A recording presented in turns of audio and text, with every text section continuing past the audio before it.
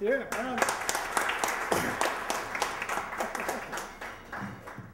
Yeah, so I don't really make New Year's resolutions. It's just like not my kind of thing. I guess most people don't keep their resolutions, but I don't even have like my shit together enough to like make a resolution that I won't keep. Um, but I do like sometimes during the year I make like spontaneous resolutions, and it's usually they usually have to do with drinking, and I usually make them in states of agony. The kind of resolutions I'm talking about, where you're like, oh, I will never drink tequila again, or something like that. So, I mean, I think a lot of people make those kind of like, like, oh, I'll never drink again, like when they're young and they don't know how to drink. And, so I'm going to tell a story about that. But I was, old enough, maybe not old, but old enough to know better. So a few years ago, I was about 27. And it was, I was at this writing conference. I used to work at the Westchester Poetry Center, and so they paid for me to go to fly out to Chicago with them to go to this writing conference, AWP. It's I think it stands for Association of Writing Programs, and they have this conference. It's in a different city every year, and it's just a bunch of writers and stuff, and publishers get together, and there's panels and stuff like that. So I went out there with the Westchester Poetry Conference. It was actually the first time that I'd ever been on an airplane. They paid for me to fly out there. So I went out there, and we went to Chicago with a few people from the Poetry Center, and they put us up in this beautiful, I forget what hotel it was. I wish I could remember the name, but it was this beautiful hotel, like a fancier hotel. I'm from Upper Darby. It was a fancier hotel than I'd ever been in, like probably like a 4-star hotel. And my friend Colin and I, we got our own room, and we each had our own bathroom. It was like luxurious, like, so we were living large there. And I went to this conference, and was there telling people about the Poetry Center and the Poetry Conference. And I went to panels and things like that, and I got to see Chicago. We went to the Sears Tower.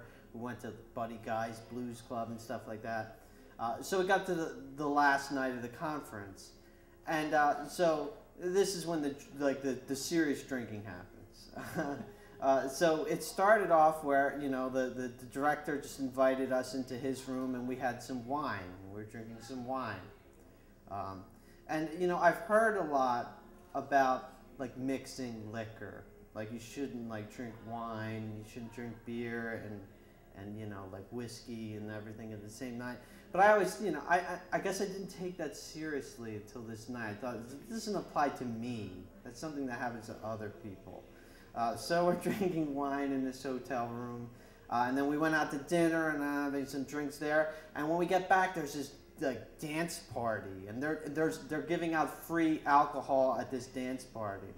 And this is the night before my birthday, by the way, too. It just happened to coincide with that. So I'm at this dance party, and there's like this long fisting beers, and then there's another line for wine, and I'm drinking that. And my friend brought in some. So we're drinking a lot. And I'm getting increasingly drunk, and I'm acting like an idiot. And I'm saying embarrassing things to people on the street. And after this dance party, I was already, that should have been it. Really, I should have made the resolution to quit drinking then. But we went to this bar, and then we did some shots because it was my birthday, and everybody else was smart enough not to drink, not to accept these shots. So I drank all theirs. So I'm completely trashed. I'm falling down. I'm like, walking into walls and stuff like that.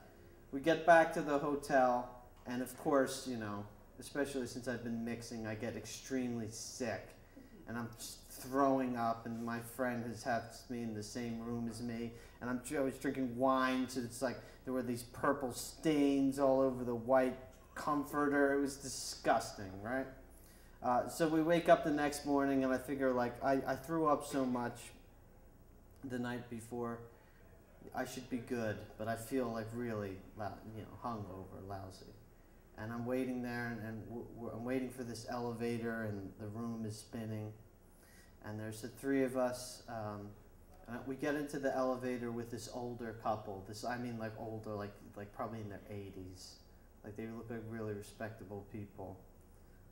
And so I'm in the elevator and we're going down, and I don't know if it was the lurching of the elevator or what, but there's something about this that made me feel very ill. And as I'm in the elevator and I'm standing in the corner, so now I have to vomit. And I was like, well, if I could just hold it before I get out of this elevator. But I didn't. So at first I tried to, sort of discreetly vomit into my hand. Like, oh. And I thought like, and I looked over at my friends, and they're standing there like with this shocked look like, oh crap. And so I was like, no one saw. I just vomited into my hand, So, but it didn't stop there, because once you start to vomit, and like the act of vomiting makes you vomit more. So now I'm like vomiting like for real in the elevator with this poor elderly couple, like vomiting into the corner of this elevator in this very nice hotel. And then I get out of it, and I'm spinning, and I'm running to the bathroom. And as I'm running into this beautiful lobby, I'm vomiting some more. And I'm trying to I'm vomiting all over like shooting vomit everywhere. It was humiliating. And as I'm trying to get to the bathroom, the security ladies, I'm going for the bathroom. She's, wait, no, don't go in that bathroom. I'll open the employee bathroom for you.